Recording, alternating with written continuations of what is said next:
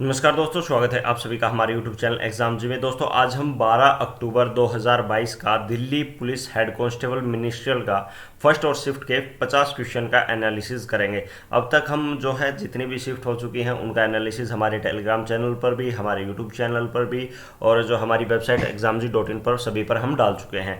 तो ये है दोस्तों आज की जो है 12 अक्टूबर की फर्स्ट और सेकंड शिफ्ट का एनालिसिस। तो सबसे पहले जितने भी साथी चैनल पर नए हैं, जिन्होंने चैनल को सब्सक्राइब नहीं किया है, दोस्तों चैनल को सब्सक्राइब कर लीजिए, बेल आइकन को जरूर दबाना ताकि आपको लगातार अपडेट प्राप्त हो सके। अब मैं आपको लेके चलता हूं क्वेश्चन पर। क्वेश्चन का हम भी दोस्तों बिल्कुल डिटेल में जो है एनालिसिस करेंगे। तो सबसे पहला क्वेश्चन क्या है दोस्तों, मौलिक कर्तव्य के किसमें दोस्तों, मौलिक कर्तव्य के संदर्भ में कौन सा जो है ये कथन अगर हम बात करें तो ये सही है। तो किसके दोस्तों सबसे पहले अगर बात की जाए मौलिक कर्तव्य, ये क्वेश्चन था दोस्तों सबसे पहले ऑप्शन बेस्ड।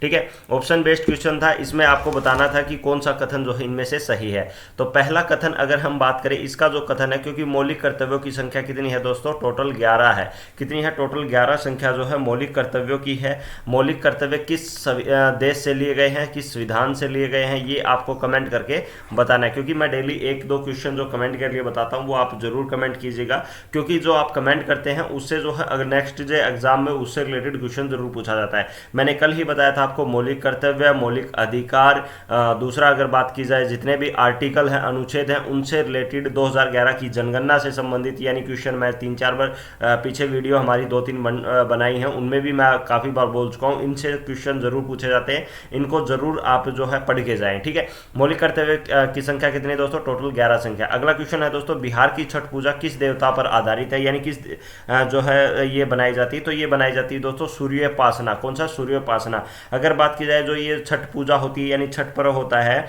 ये कार्तिक शुक्ल पक्ष की जो है षष्टमी को यानी षष्ठी को मनाया जाने वाला एक हिंदू त्योहार है, और जो कि किस राज्य में, ये मुख्यतः एक तो आपका बिहार में, दूसरा अगर पूछ ले किस में तो झारखंड में, किस में दोस्तों, झारखंड में, पश्चिम बंगाल में, और तीसरा उत्तर प्रदेश में, और नेपाल के जितने भी क्षेत्र हैं यानी नेपाल देश जो जिसके नेपाल के तराई क्षेत्र में जो है ये जो है छठ पूजा का त्यौहार मनाया जाता है। ठीक है, अगला क्वेश्चन आता है दोस्तों, सोन नदी की दक्षिण में मध्य प्रदेश में कौन सा पठार है, यानी सोन नदी है, सोन नदी अगर बात की जाए कहां पर है तो ये गंगा नदी के दक्षिणी तट पर है। कहां पर दोस्तों, गंगा नदी के दक्षिणी तट पर एक जो है गंगा की ही सहायक नदी है, कौन सी, सोन नदी। अब बात की जाए कौन से मध्य प्रदेश के कौन से पठार में स्थित है, तो ये कौन से पठार से निकलती है, तो ये अमरकंटक पठार है, उससे जो है ये जो है आपकी सोन नदी निकलती है। अगला क्वेश्चन आता है दोस्तों, हिंद स्वराज की स्थापना किसने की थी, तो किसके द्वारा दोस्तों, हिंद स्वराज की स्थापना जो है गांधी जी द्वारा, एक पुस्तक का नाम है हिंद स्वराज। इसकी मूल रचना जो है गुजराती में थी।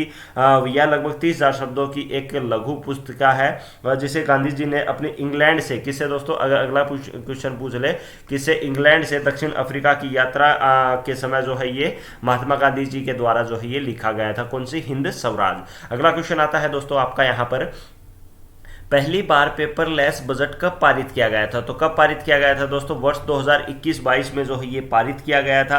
कब, 1 फरवरी 2021 को। कब दोस्तों, 1 फरवरी 2021 को, यानी बजट था आपका 2021-22 का। ठीक है, क्योंकि नेक्स्ट ईयर जो इसमें काउंट होता है अब जो है बजट, क्योंकि अगले साल के लिए भी जैसे जनवरी फरवरी मार्च अगले साल के भी इंक्लूड होते हैं, तो 2021 से लेकर 2022 तक का जो है ये आपका बजट था। और किसके द्वारा, तो ये आप जो है वित्त मंत्री कौन थी, निर्मला सीतारमण के द्वारा। किसके द्वारा, निर्मला सीतारमण के ने जो है ये पहला पेपरलेस बजट जो है ये आपका जो है पेश किया गया था। ठीक है, अगला क्वेश्चन आता है दोस्तों आपका, 2011 की जनगणना के अनुसार सबसे गरीब राज्य कौन सा है, तो कौन सा दोस्तों, सबसे गरीब कौन सा, ये आपका बिहार राज्य जो है ये सबसे गरीब है। पहले जो क्वेश्चन पूछा गया था उसमें आपका ये पूछा गया था कि सबसे ज्यादा सबसे कम साक्षरता वाला जिला कौन सा है, और फिर मैंने उसमें आपको बताया था सबसे हाईएस्ट कौन सा है, सबसे लोवेस्ट कौन सा है। तो वो सारी चीजें हमने डिस्कस कर चुके हैं पीछे वाली वीडियो में, जिसने अभी तक नहीं देखी तो वो आप वहां पर देख सकते हैं।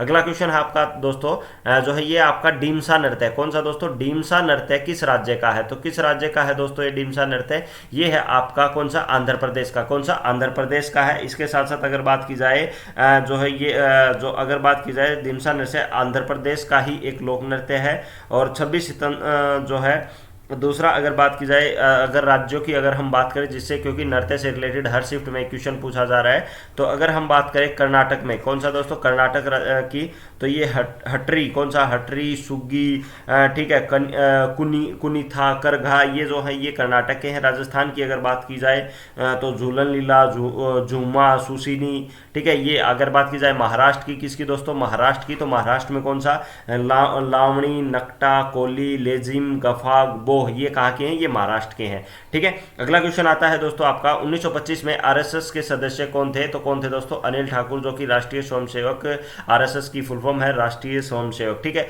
और 1925 में जो है इस संघ की स्थापना की गई थी, और तभी कब से, 1925 में। अगला क्वेश्चन आता है दोस्तों, वल्लभी प्रकार की मंदिर को की भी मंदिर कौन सी शैली है, तो कौन सी शैली इसमें, पंचायनी शैली, कौन सी दोस्तों, पंचायनी शैली है।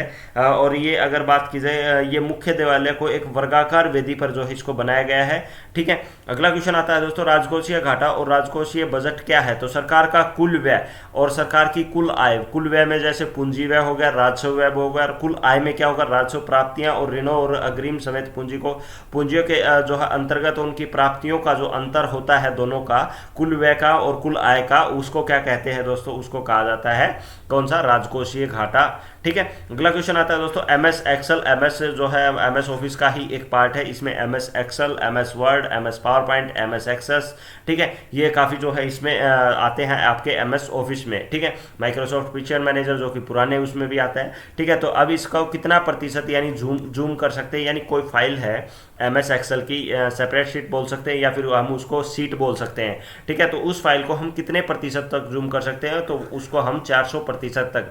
आपको अगर आप नई लेटेस्ट वर्जन यूज कर रहे हो तो आपके राइट हैंड साइड में, कौन से राइट हैंड साइड में, यहाँ नीचे पर 1% और एक एरो मिलेगी, वो आपकी लगभग 100% तक रहती है, उसको हम जो है 400% तक जो है बढ़ा सकते हैं। अगला क्वेश्चन आता है दोस्तों, ये भी आपका एमएस ऑफिस से ही रिलेटेड है, न्यू सेपरेट शीट फाइल करने के लिए जो है न्यू सीट के लिए, ये है खाली सीट। अगर आपको न्यू फाइल अगर क्रिएट करनी है तो आप क्या करोगे, Ctrl+N, कौन सी दोस्तों, Ctrl+N करेंगे, और अगर कोई ओपन करनी है तो Ctrl+O, ठीक है, और सेव करनी है तो Ctrl+S, ठीक है।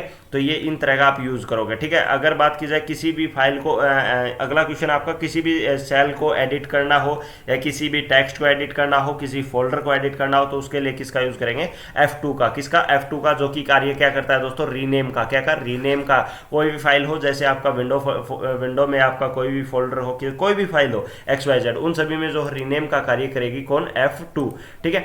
अगला क्वेश्चन आता है दोस्तों, एमएस वर्ड में Ctrl+H शॉर्टकट कुंजी है, जो active tabs with find and replace dialog box खुलता है।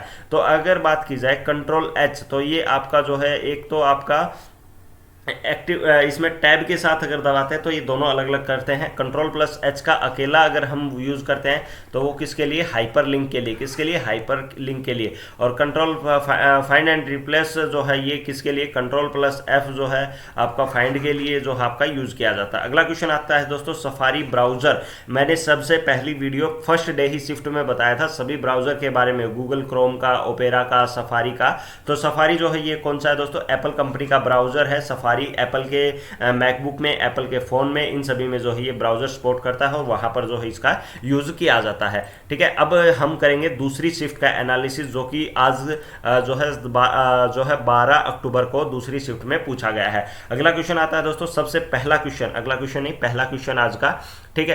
तो पहला क्वेश्चन क्या है दोस्तों, मणिपुर में चुनाव कितने चरण में थे, तो कितने दोस्तों, ये आपके जो है 2 चरणों में हुए हैं। पहला जो है ये अगर बात की जाए 28 फरवरी से, दूसरा आपका 5 मार्च को, और इसका परिणाम अगर बात की जाए तो कब हुआ था, 10 मार्च 2022 को।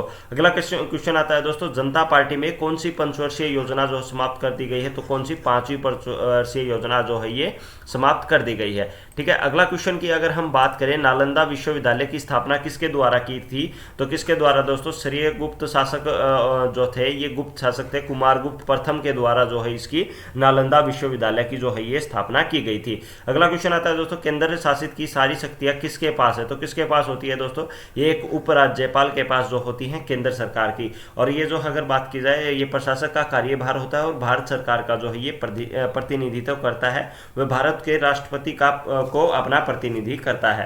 अगला क्वेश्चन आता है दोस्तों, हाथी पांव रोग किसके कारण होता है, तो किसके कारण, ये एक दोस्तों एक जेनेटिक रोग है, जनित रोग है, जो कि आपका फाइलेरोडिया परिवार में निमेटाइस के रूप में वर्गीकृत परिजीवों के संक्रमण के कारण जो है ये रोग होता है। और जो है अगर बात की जाए बुचेरिया बेनेक्रॉफ्टी हाथीपाव के लगभग 90% मामलों में जो है ये उत्तरदायी होता है।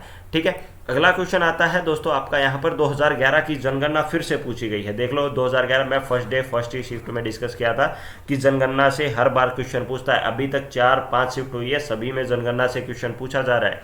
तो जनगणना 2011 के अनुसार सब जनसंख्या घनत्व तो किस जो केंद्र शासित प्रदेश में है, तो सबसे ज़्यादा अगर बात की जाए तो कहाँ पर है दोस्तों, दिल्ली में, क्योंकि प्रति वर्ग किलोमीटर 11,320 व्यक्ति हैं सबसे ज़्यादा, क्योंकि सबसे ज़्यादा क्राउड है, दिल्ली केंद्र शासित प्रदेश है, राजधानी है।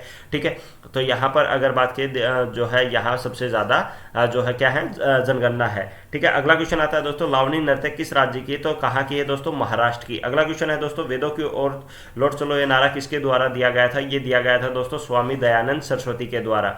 बांग्ला महोत्सव किस जनजाति के द्वारा किया जाता है, तो ये मेघालय में बांग्ला उत्सव मनाया जाता है और जो है 100वां ड्रम महोत्सव के रूप में भी जो है इसको जाना जाता है।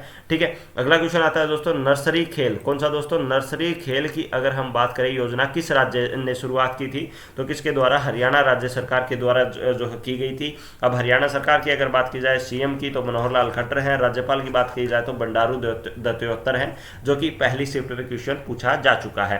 अगला क्वेश्चन है दोस्तों इसमें से कौन सा जीमेल सही है, तो ये क्या होता है दोस्तों, इसमें आपका नाम होता है, उसके बाद @ उसके बाद जो है आपका जो भी प्रोवाइडर होता है, जैसे यहाँ पर जीमेल है तो जीमेल होगा, याहू होगा तो याहू होगा, या अगर खुद की आपकी पर्सनल कोई वेबसाइट है आपने उसकी ईमेल बिजनेस ईमेल क्रिएट कर रखी है, तो जैसे XYZ जैसे हमारी है examji.in वेबसाइट है, हमने इसमें आपको लिख रखा है contact@examji.in, ये हमारी ऑफिशियल वेबसाइट जो है ईमेल है। ठीक है, अगला क्वेश्चन आता है दोस्तों आपका यहाँ पर जो है मेडिसिन, कौन सा दोस्तों, मेडिसिन फॉर स्काई किस राज्य के द्वारा जो है ये शुरू की गई थी, तो किसके द्वारा, तेलंगाना राज्य के द्वारा। यानी जो है एक ड्रोन प्रोजेक्ट के तहत जो है हर राज्य में, ये करंट अफेयर का क्वेश्चन हमारी उससे आया हुआ है, जीमेल वाला भी हमारा उससे आया है, हरियाणा वाला भी। ठीक है, ये जो और जो आपके आर्टिकल से रिलेटेड जितने भी क्वेश्चन हैं मौलिक अधिकार कर्तव्य से, ये हमारे टेलीग्राम चैनल के कंटेंट से आए हुए हैं। तो हमारे टेलीग्राम चैनल को जरूर ज्वाइन कर लीजिए ताकि आपको वहाँ पर ज़्यादा से ज़्यादा अपडेट मिल सके, सभी जॉब के अपडेट्स, स्टडी मटेरियल और अदर मटेरियल भी। और एक बड़ी खुशखबरी आप सभी को बता दूं, एग्जामजी का जो है एग्जामजी का ऑफिशियल मोबाइल ऐप जो है, जो कि आपका प्ले स्टोर पर बहुत ही जल्द आने वाला है इसी मंथ में। तो लगातार जो हमारे साथ जुड़े रहिए ताकि आपको ज़्यादा से ज़्यादा study material free of cost ज़्यादा से ज़्यादा प्रोवाइड हो सके। अगला क्वेश्चन आता है दोस्तों NFWP का फुल फॉर्म क्या है दोस्तों, national forest wild life protection, ये दोस्तों NFWP का जो है फुल फॉर्म है। अगला क्वेश्चन आता है दोस्तों राष्ट्रीय बाघ सुरक्षा अधिनियम का क्या नाम है, तो जो है जल शक्ति मंत्रालय बाघ सुरक्षा अधिनियम 2021 जो है ये इसका नाम है। अगला क्वेश्चन है दोस्तों किस राज्य ने 4 वैज्ञानिक पार्क की स्थापना की गई है, तो किसके द्वारा, आंध्र प्रदेश के द्वारा। अगला क्वेश्चन आता है दोस्तों पहला कांग्रेस का अधिवेशन किस गवर्नर की अनुमति के द्वारा हुआ था और कहां पर हुआ था, ये दोनों आपको जो है कमेंट करके बताना है। अगर आप सभी को इन क्वेश्चन की PDF चाहिए तो आप हमारी जो है यानी टेक्स्ट में आपको पढ़ने हैं, डाउनलोड करने, तो आप हमारी वेबसाइट है examji.in। ठीक है, ये आप गूगल पर अगर examji भी सर्च करते हो तो भी आपको मिल जाएगी, वहाँ से आप विजिट कर सकते हो। आपको फर्स्ट में ही आपको ऑप्शन मिल जाएंगे, जैसे आप क्लिक करोगे आपके सामने ये जो है पेज ओपन हो जाएगा, यहाँ पर आप आराम से पढ़ सकते हो। और अगर आपको वीडियो पसंद आई तो ज़्यादा से ज़्यादा दोस्तों लाइक करना, कमेंट करना, शेयर करना, ताकि जो है आप सभी के सभी साथियों तक जो है ये क्वेश्चन ज़्यादा से ज़्यादा पहुँच सकें। और जो है एनालिसिस और भी बाकी शिफ्ट का जैसे ही एग्ज़ाम खत्म हो जाता है, थर्ड शिफ्ट का भी बहुत जल्दी से डाल देंगे। तब तक इस वीडियो को ज़्यादा से ज़्यादा लाइक करें, कमेंट करें, शेयर करें। थैंक यू फॉर वॉचिंग दोस्तों। जय हिंद, जय भारत।